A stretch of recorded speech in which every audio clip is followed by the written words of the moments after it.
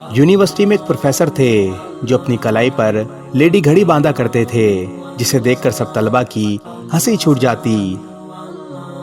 एक अरसे बाद वाइस चांसलर के जरिए मालूम हुआ कि प्रोफेसर साहब जो जनाना घड़ी पहनते हैं वो इनकी फौजशुदा बीवी की है।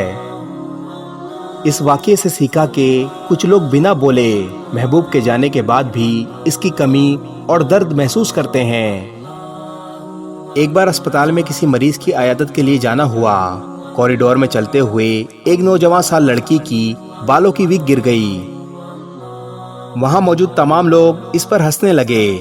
आगे बढ़कर एक दूसरी औरत ने इसकी मदद की तो वो रोते हुए कहने लगी, इसमें मेरा कोई कसूर नहीं, कैंसर ने मेरे सारे बाल ले लिए, इसलिए विग लगानी पड़ी।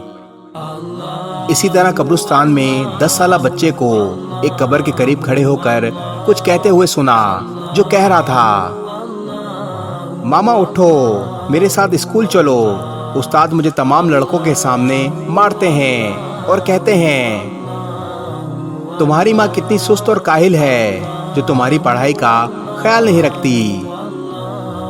किसी की जाहिरी हालत देखकर हमें कतन मजाक या किसी किस्म का भोंडा रिएक्शन नहीं देना चाहिए। हो सकता है वो अपने अंदर हजारों दुख छुपाए हुए हो जिसका हमें इल्म ना हो। बोलने, सोचने और रिएक्शन देने से पहले अगले बंदे की फीलिंग्स का ख्याल रखें।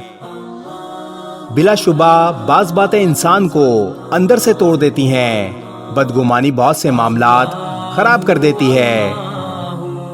अरबी में कहावत है, जबान से निकलने वाले अल्फाज दो धारी तलवार की तरह होते हैं, इसलिए एहतियात करें। इस वीडियो को शेयर जरूर करें। हो सकता है आपके एक शेयर से ये बात किसी के दिल में उतर जाए।